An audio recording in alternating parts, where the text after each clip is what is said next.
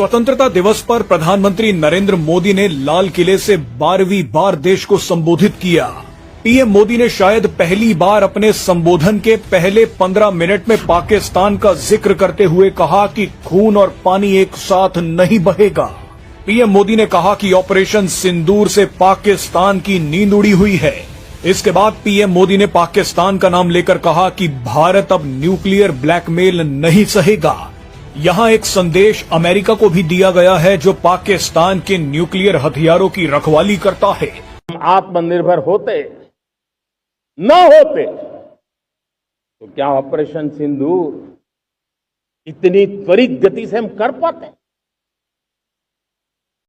पता नहीं कौन सप्लाई देगा नहीं देगा, साजो सामान मिलेगा नहीं मिलेगा, इसी की चिंता बनी रहती। लेकिन हमें मेड इन इंडिया की शक्ति हमारे हाथ में थी, सेना के हाथ में थी।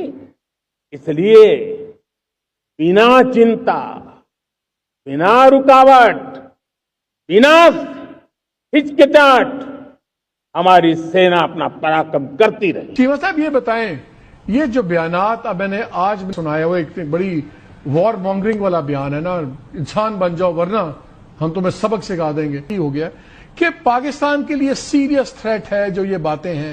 क्या ये किसी चीज का पेश खैमा है? Sweep around the boat to arrive here at the Lahori. आपको बता दें प्रोटोकॉल के तहत आज का जो पूरा कार्यक्रम होता है ये रक्षा मंत्रालय की जिम्मेदारी होती है, तो इसीलिए प्रोटोकॉल के तहत आपको सबसे आगे रक्षा मंत्री। और दूसरी तरफ से पाकिस्तान की इस्टेब्लिशमेंट को अब इस जगह पे एक इस मरहले से आगे निकलने की जरूरत है और पूरा पाकिस्तान थक चुका है। अब आपको इंडिपेंडेंस डे वाले दिन एक खुशखबरी और देता हूं। हमारी इकोनॉमी ने आंसर दे दिया है। ये सारे जो बड़े बड़े इकोनॉमिस्ट हैं, इवन कि डोनाल्ड ट्रंप को भी मुंह तोड़ जवाब है इन सबको। अभी अभी पता लगा कि जो हमारी क्रेडिट रेटिंग है उसे इंप्रूव कर दिया गया है। ये तो तब है जब हमारे ऊपर धमकी है 50% के टैक्स की। ऊपर से एक और न्यूज आती है कि जो हमारा इन्फ्लेशन है वो कम हो गया है। It is now very very low. और आपको मालूम है तीसरी न्यूज ये है कि जो हमारी जीडीपी है वो 6.5 6.9 की रेशो से वो बढ़ रही है। मुआशरे की बीमारी है ये ज़हनी कैफियत है हर शोबे से ताल्लुक रखने वालों की। आपने कभी सोचा नाज़रीन कि हमारा सबसे बड़ा मसला क्या है? हमारा सबसे बड़ा मसला ये है कि हम अपना हक लेने की कोशिश में कई लोगों का हक मार देते हैं। हम इतने खुदगर्ज हो चुके हैं बतौर माशरा, हम इतने सेल्फिश हो गए हैं कि हम सिर्फ अपने आप को देखते हैं, अपना हक मारने के लिए दूसरों के हक को मार देते हैं, रोन देते हैं। हमारा मसला ये है कि हम अपने मसाइल को हल करने के लिए सिर्फ अपने मसाइल को हल करने की कोशिश करते करते दूसरों के लिए मसले खड़े कर देते हैं। हम इंसान हैं, हम अपनी तकलीफ को खत्म करते करते दूसरे इंसान की तकलीफ को समझ ही नहीं पाते। हमारी हालत है कि हम खुद के लिए सुकून हासिल करने के चक्कर में दूसरे का सुकून छीन लेते हैं, तबाह बर्बाद कर देते हैं किसी के सुकून पुरसुकून जिंदगी को। हमारा अलमिया ये है कि हम खुद को फायदा पहुंचाने के लिए इतने खुदगर्ज हो चुके हैं कि हम दूसरे का नुकसान कर देते हैं कि नुकसान हो जाए उसका, मेरा फायदा हो जाए। और ये हाल किसी तो ये बड़ी क्रिटिकल नजर आ रही है। ये कोई इतना वो मजाक नहीं है। मोदी साहब इसको किसी डायरेक्शन में, ये सारी की सारी अपॉर्चुनिटी है नरेंद्र मोदी के लिए, याद रखिएगा। दोज हु थिंक कि ये मोदी को मुश्किल में डालेगा, नहीं, मुझे नहीं लगता। मुझे नहीं लगता ये मोदी को मुश्किल में डालेगा।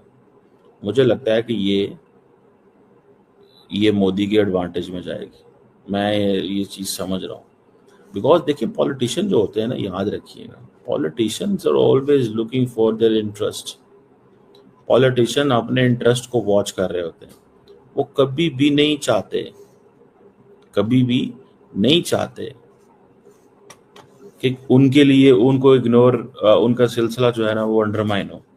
सो they will always be looking for their for interest. और एक बात बताएं, अभी इंडिया के अंदर जो कुछ हुआ है, मोदी साहब ने जो कुछ किया है या जिस तरह सिचुएशन डेवलप हुई है, आपको लगा नहीं है कि मोदी साहब is equally looking for his interest and India's interest? His interest is to stay in power. जो अमित शाह साहब अगले दिन टीवी पे पार्लियामेंट में, संसद में कह रहे थे, क्या बोला वो? संसद में ये कह रहे थे कि भाई साहब तुमने 20 साल वहां रहना है, तो आप क्या समझते हैं कि ये बीजेपी और ये आरएसएस वालों को सुनेंगे कि मोदी 5 साल 75 में रिटायर हो जाएगा? मोदी अगले 10 साल नहीं रिटायर होना। अगर रिटायर हो गया तो मैंने 10 साल, वो 25 साल का प्रोजेक्ट लेके आया कम से कम, अनटिल एंड अनलेस कि ऑपोजिशन इतनी फियर्स कंपेन करे, इतनी तगड़ी कंपेन करे कि उनको आउट कर दे। इस चीज को जहन में रख, keep this in mind. Opposition इतनी सवेयर कंपेन करे,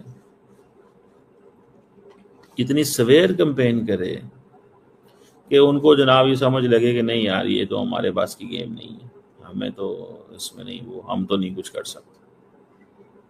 समझ रहे हैं बात? इससे ज्यादा कुछ नहीं होने वाला। समझ रहे हैं जनाब? और वो फिर किस तरह की कंपेन होगी, क्या होगा, कैसे चलेगा, एक वो जिसे कहते हैं ना, एक वो फिर वो एक नई दुनिया होगी, नई डिस्कशन होगी। मुझे ये लगता है कि ये एक वो जिसे कहते हैं ना, एक डिफरेंट गेम होने जा रही है, एक डिफरेंट गेम है। मोदी साहब इस चीज का फायदा उठाएगा, मोदी साहब इस चीज का फायदा उठाएगा और बड़ा सख्त किस्म का फायदा उठाएगा, ये नजर आ रहा है। लेट्स सी, देखते हैं हम इसमें क्या उनको क्या मिलता है इसमें। नमस्कार दोस्तों सबसे पहले आप सबको भी स्वतंत्रता दिवस की हार्दिक बधाई। दोस्तों दरअसल आज पीएम मोदी ने 12वीं बार लाल किले से भाषण दिया। जब देश को संबोधन कर रहे थे तो दोस्तों पीएम मोदी ने कुछ ऐसे पैगाम दिए जिससे पाकिस्तानियों की नींद उड़ गई और इसकी चर्चा पूरी दुनिया में होने लगी, क्योंकि हम सब जानते हैं कि पीएम मोदी स्पीच तो ऑलवेज हिंदी में देते हैं, वेस्टर्न मीडिया इंग्लिश ट्रांसलेट कर भर कर चलाती है। और दोस्तों इसमें 2 लोगों को संदेश दिया गया, एक था पाकिस्तान और एक अमेरिका दोस्तों अपनी कंपनियों को लेकर लगातार धमकी दे रहा है, इसलिए Bharat made in India make in India के तहत पीएम मोदी ने कहा कि स्वदेशी खरीदिए, स्वदेशी अपनाइए। कैसे उन्होंने अमेरिका को इस बात का पैगाम दिया, साथ ही पाकिस्तान को तो उन्होंने धो ही दिया। जो लोग दोस्तों आप सबने देखा होगा कि 2-3 दिन पहले आज से पाकिस्तान के आसिम मुनीर हो, शहबाज शरीफ हो, बिलावल भुट्टो हो, ये लोग धमकी दे रहे थे सिंधु जल समझौता पर। पीएम मोदी ने इनको क्लियर कर दिया कि खून और पानी एक साथ नहीं बहेगा। उन्होंने यहाँ तक कह दिया कि ये बंटवारा ही अन्यायपूर्ण था, ये भारत की पानी है, भारत में रहेगी। तो दोस्तों इसी के साथ वीडियो को लाइक और शेयर कीजिए और चैनल को सब्सक्राइब कीजिए। उनके सामने अपना एक प्रपोजल जो है नेगोशिएशन के लिए रख रही है। मैं समझता हूं कि अगर वाकई ऐसा है, चूंकि सिंगल पर्सन सिंगल सोर्स के ऊपर मैं डिपेंड कर रहा हूं, तो मैं कह रहा हूं कि अगर वाकई ऐसा है तो ये एक बड़ी पॉजिटिव डेवलपमेंट है। लेकिन इसमें बहुत से इफ्स एंड बट्स हैं, क्योंकि इससे पहले भी इस तरह की कोशिशें हो चुकी हैं, हम ऐसी बातें सुन चुके हैं, इसके कोई प्रॉपर टर्म्स ऑफ रेफरेंस है वो बन नहीं सके। तो इसके ऊपर थोड़ा सा मैं एक एनालिसिस भी आपके सामने रखूंगा कि क्यों ये पॉजिटिव है, क्यों ऐसा हो रहा है। पाकिस्तान की सूरत हाल जो है बहुत ज्यादा पतली हो चुकी है। लेकिन इससे पहले कि मैं इसकी तरफ चलूं, 2-3 और ऐसी डेवलपमेंट्स हैं जिनका मैं एक जिक्र करता चला जाऊं। सबसे पहले